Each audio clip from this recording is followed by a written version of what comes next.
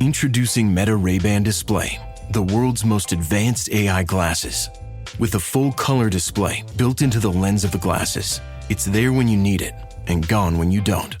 Send and receive messages, translate or caption live conversations, collaborate with Meta AI, and more.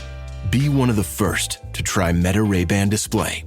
Visit meta.com/Meta Ray-Ban Display to book a demo and find your pair. You are tuned in to the FowlWeather Podcast, the forecast to your next successful hunt.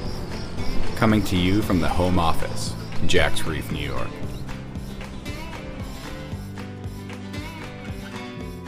What causes the mid-season lull? The lull is a known problem in common conversation across duck country USA.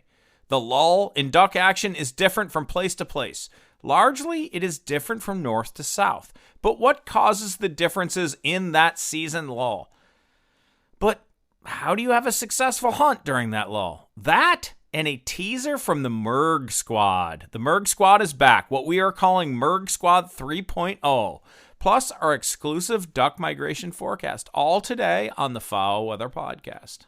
A quick reminder to rate, follow, like, and share the FowlWeather Podcast to get all the latest updates and our exclusive duck migration forecast each Monday morning throughout season, plus all of our informative content throughout the year. Be the guy with the real information about the ducks and where the ducks are at. I appreciate y'all being here very, very much. We thank our every week listeners. You know who you are. Those that never miss a single migration forecast episode each Monday morning. Y'all are as ate up as me about ducks, duck biology, and duck migration. You know where the ducks are at before the ducks know where they're at. Think about that. You know where the ducks are at before the ducks even know where they're at. Our dedicated weekly listeners can pick the best days to hunt because the FowlWeather Podcast forecasts fresh ducks hot from the north. Shoot the ducks from the north before they know where they're at.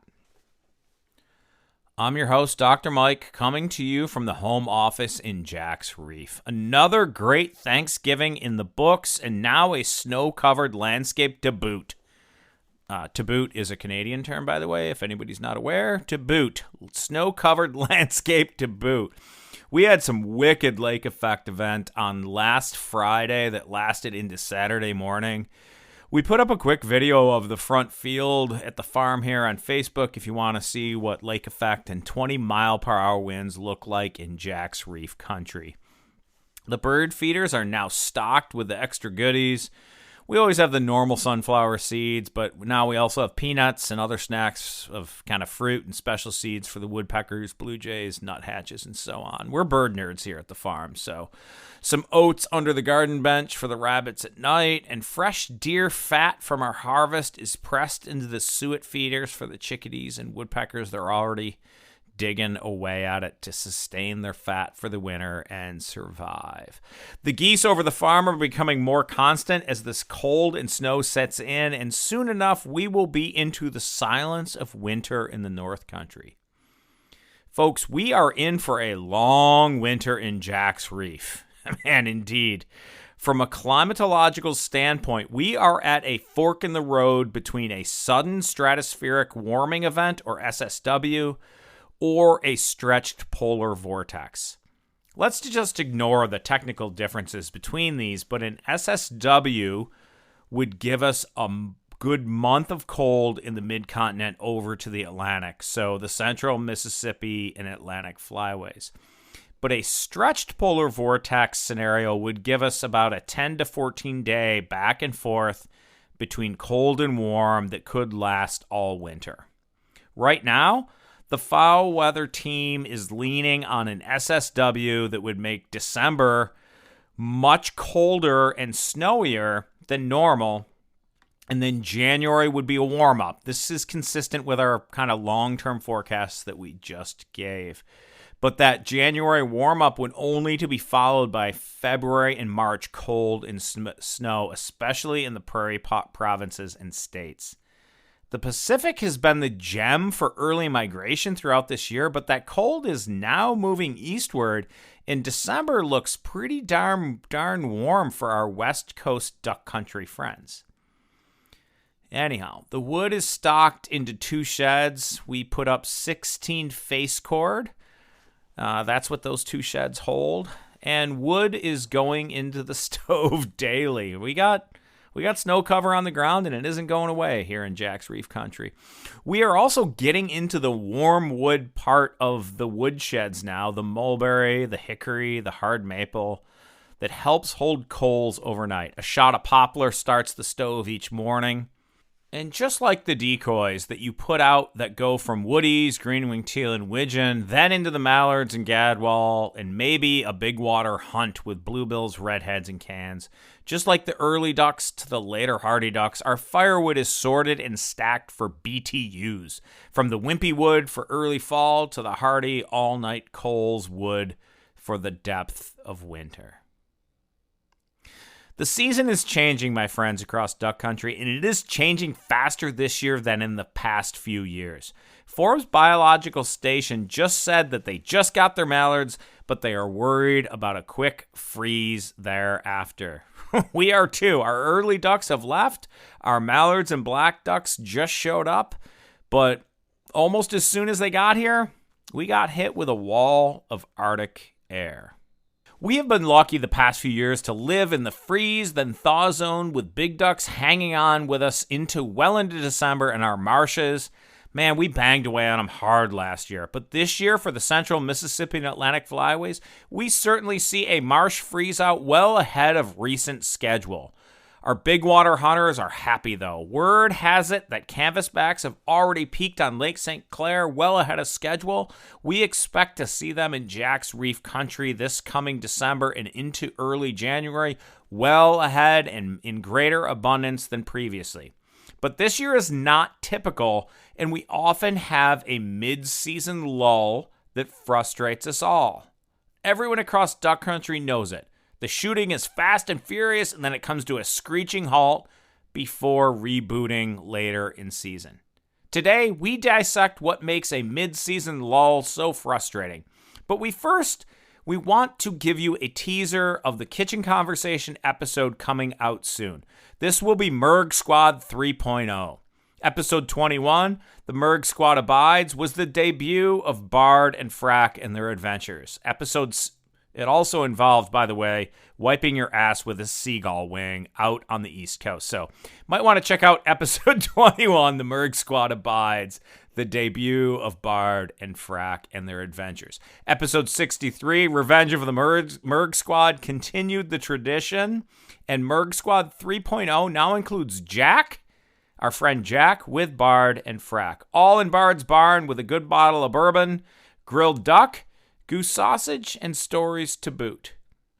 We talk more about deers over beers than most would like, but Merg Squad 3.0 is coming your way. Next up, a teaser of that episode, so please stick with us.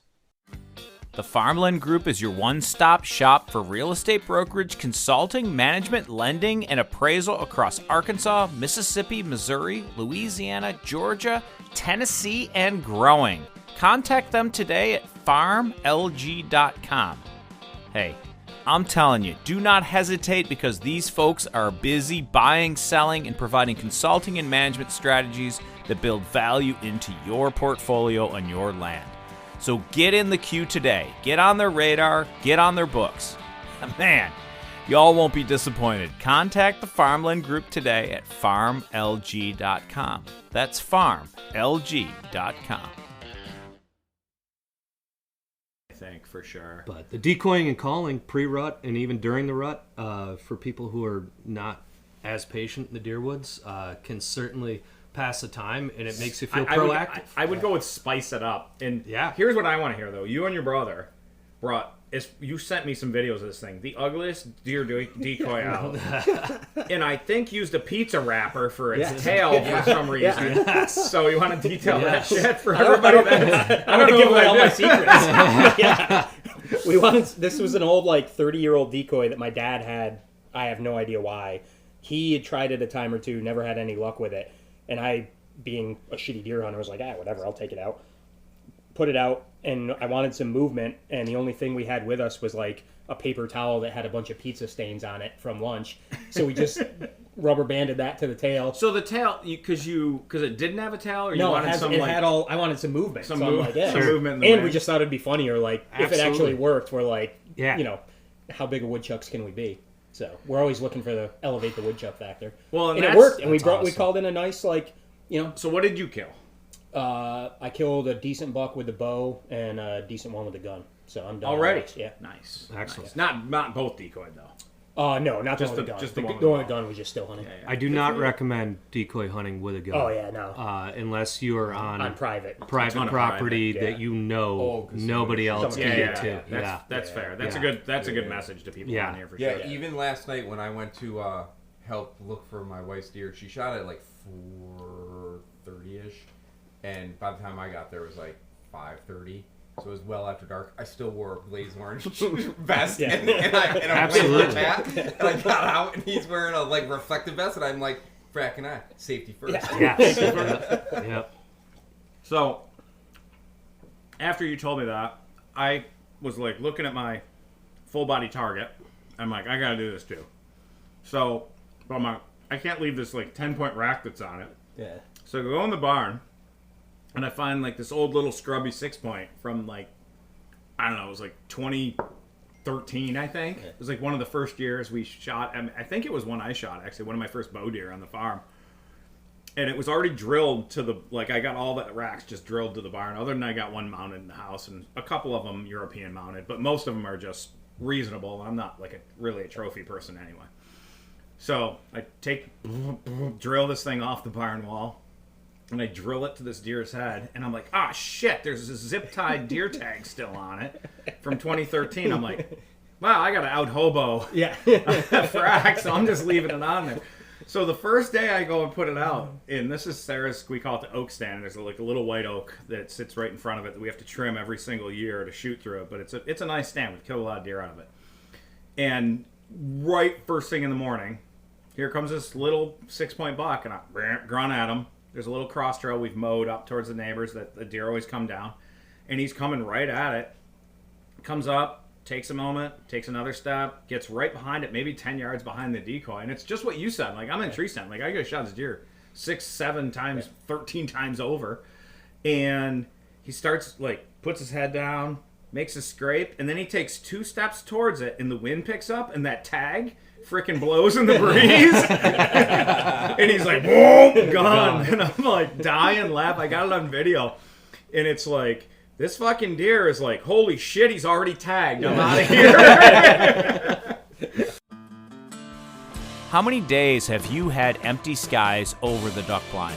Your property can be more with Wildlife Strategies. It is no secret that hiring a consultant, an expert in managing water, woods, and fields, an expert in duck food, an expert in hunting pressure management. Hiring a consultant yields better habitat for the critters you chase. Less empty skies, more quality days of field, more smiles for miles with family and friends. If that's your game and goal, contact Ryan Delaney at ryan@farmlg.com for a site visit. And we are back. So that mid-season lull is a frustration for us all. Everyone across duck country has felt it. The slow decline in ducks, the slow decline in ducks reacting to decoys and calls, the shy ducks increasing. There are really 2 major reasons for the mid-season lull, and one of them might even be called the late-season lull for our southern folks. In the north, if you are not directly on the major breeding grounds, but just south, then you get the early ducks first as they start to move on weather, the green-winged teal, the shovelers, the pintail, the widgeon, and the gadwall. For most states, you time your opener when these ducks are at their peak, and thereafter they decline in abundance or at least availability in your local region as the weeks go by, but somewhat because they also leave. But also because they become aware of where guns are at and just learn to avoid death. Remember, always, the ducks don't want to be shot. They don't want to die. Then come the weeks after, and those are rough, right? Ducks learn where is safe and where is not, and many of the early ducks have left, and the mallards have not arrived. In the east, we also still have black ducks, and they also have not arrived in the lull. The local mallards are either dead or smart at this point. The wood ducks, if you had them, they're long gone.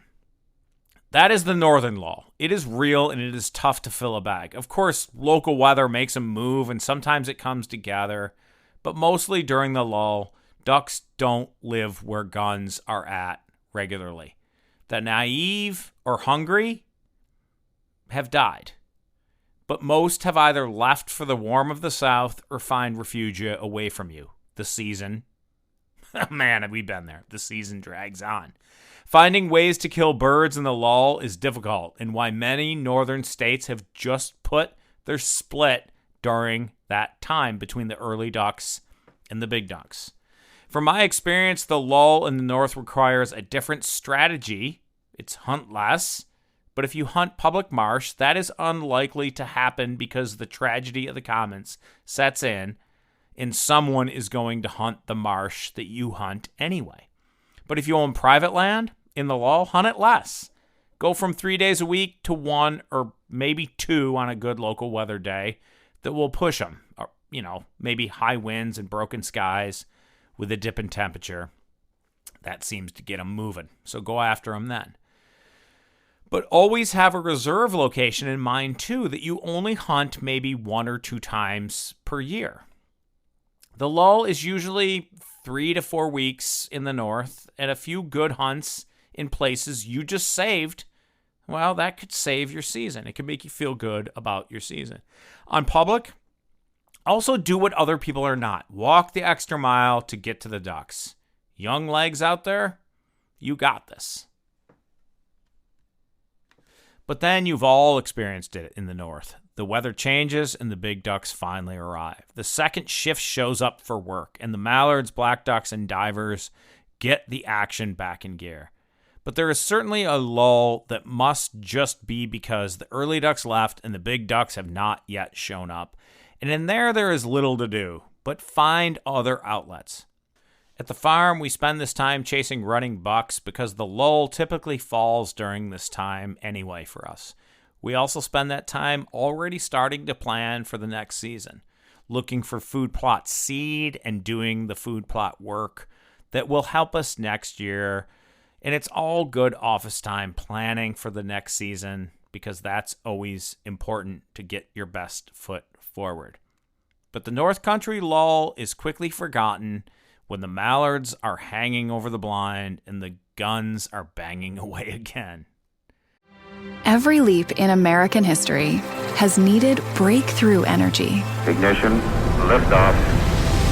Now, AI is here, and Chevron is working to power it. We're aiming to develop multi-gigawatt power plants near data centers, designed with future pathways to lower carbon intensity. AI gets the power it needs, communities get the jobs, and the grid stays strong. Powering AI today builds America's next superpower.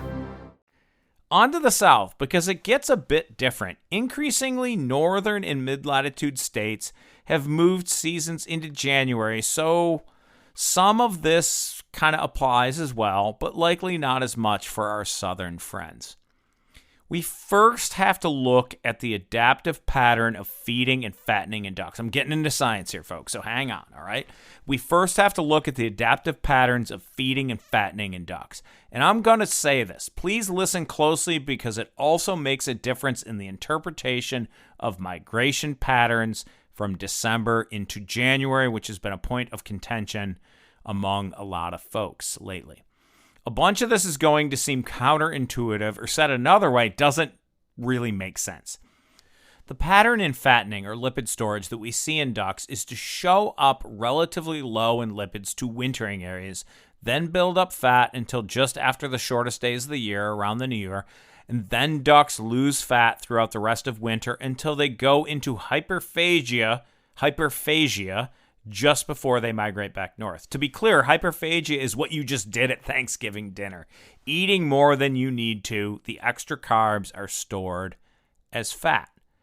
But why does this pattern of fat storage happen? It was once thought that weight loss the decline in fat and lipids was driven by external forces, that it was driven by severe winter weather, that ducks got skinny because winter was severe and they could not sustain fat. But this pattern is not how it seems. We, as a science community, have held many species in captivity and given them unlimited food and water.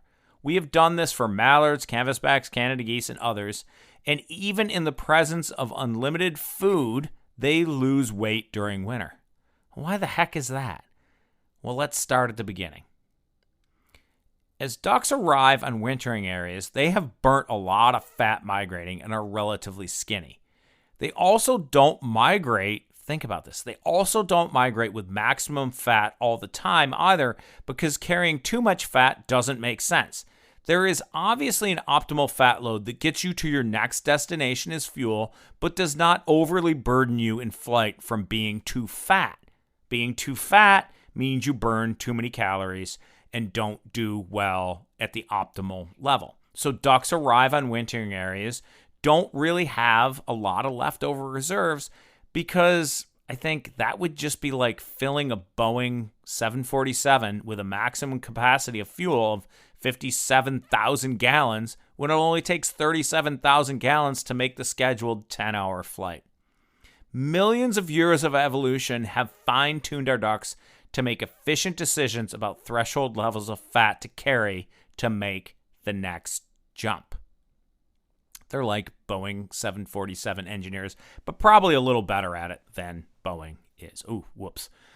So they show up with minimal levels of fat, but they can do this because it is the season of harvest, the season when plants are shutting down and shedding seeds. Plants are shutting down and they're dropping seeds. Of course, we take advantage of this. The ducks take advantage of this from domestic crops like corn and soybeans and rice and so on. But ducks mostly eat wild plant seeds and tubers, and these foods are at their peak as well in the late fall and early winter. So ducks arrive when weather is still relatively mild, food is abundant, and for some, like the early migrants, day length is in their favor. They feed heavily and fatten up during this time because costs are low and reward is high. Most of this happens at different latitudes for different species, but it often happens well before the 20th of December, the winter solstice, when our day length is the shortest of the year. In simplest terms, ducks get fat, then sit still. In simplest terms, ducks get fat, then sit still. Of course, weather severity disrupts this pattern, but what ducks have adapted to take advantage of is the abundance of food at the end of the growing season when conditions are still relatively mild, so their body fat peaks, and then even when food is available later in season, they coast towards spring. Day length is getting longer, and at some point weather conditions become increasingly mild and the likelihood of starvation decreases. So what does this have to do with the lull for southern latitudes? If you seem to have less birds late in season, it is likely because ducks have figured out where is safe, where is not, and they also are just coasting on the fat they gained maybe a full moon ago.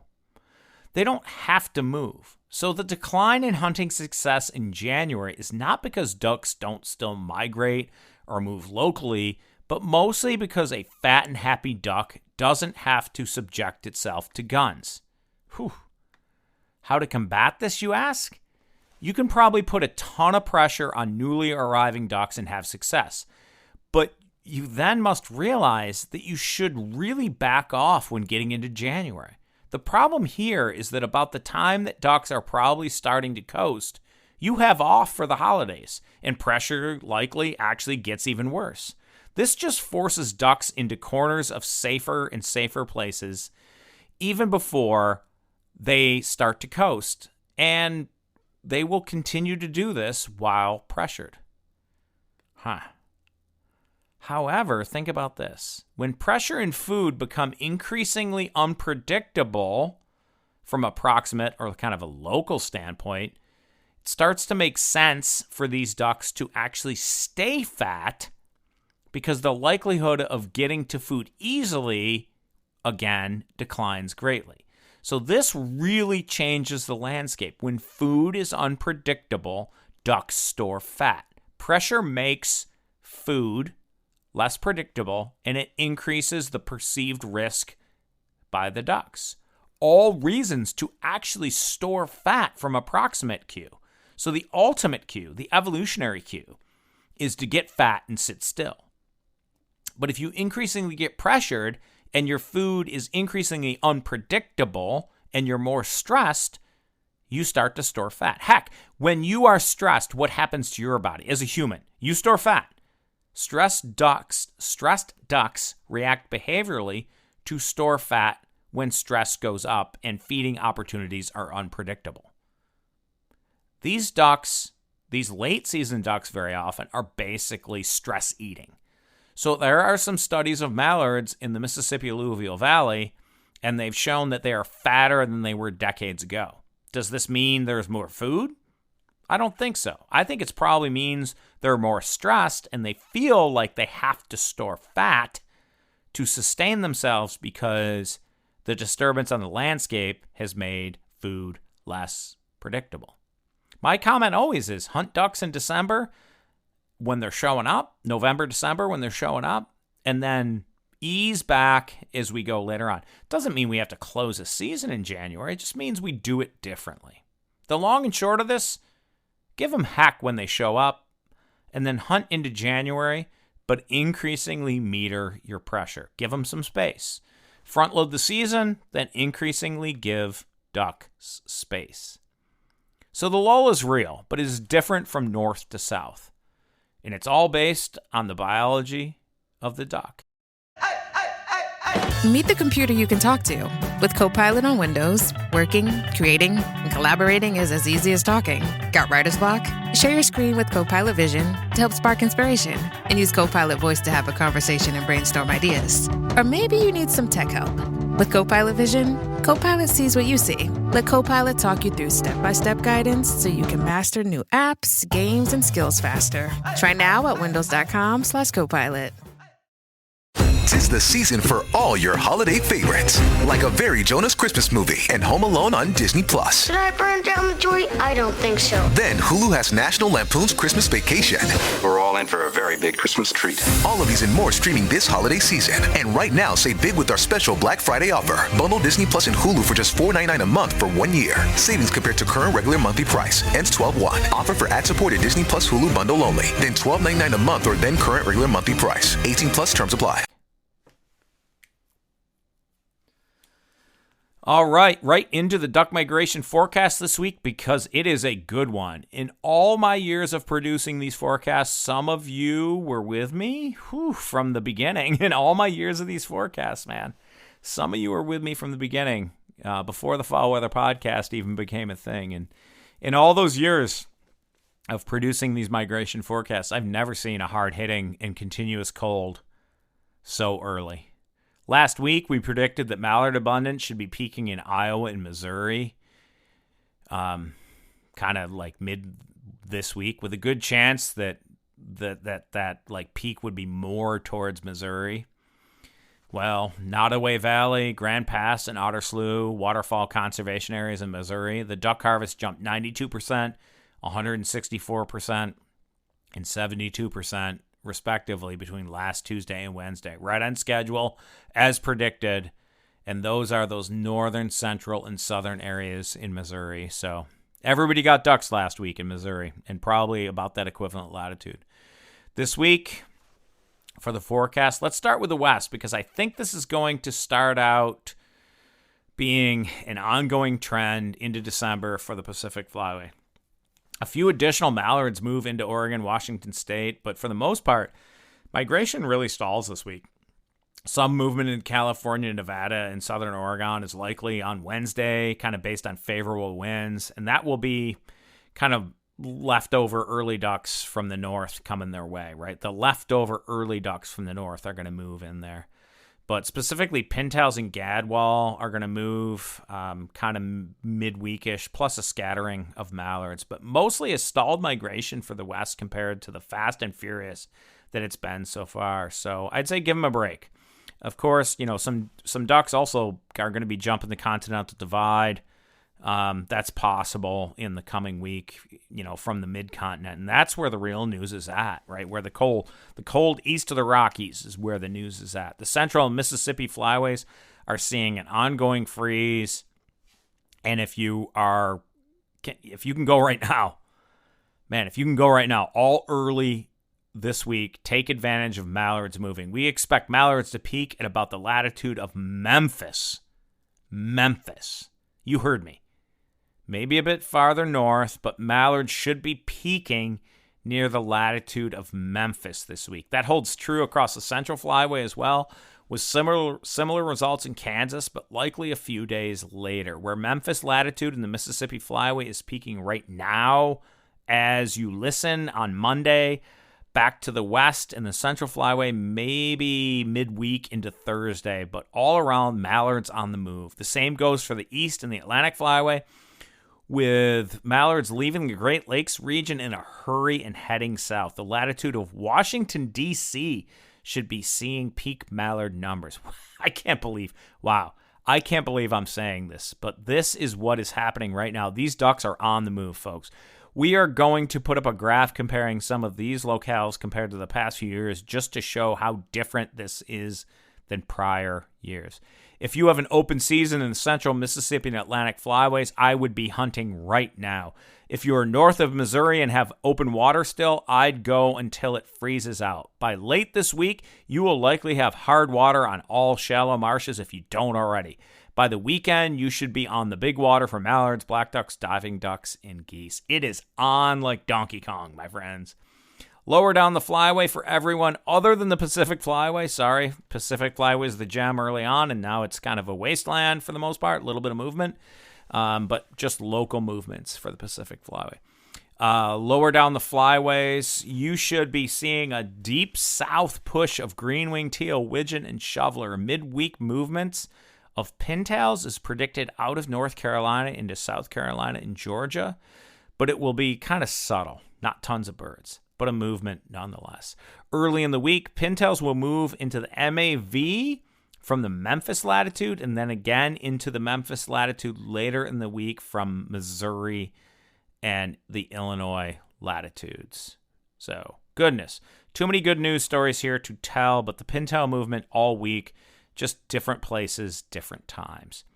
The southern end of the Central Flyway should see gadwall showing up in Oklahoma and Texas in abundance late in the week, with Thursday into Friday as the best bet for gadwall hot from the north.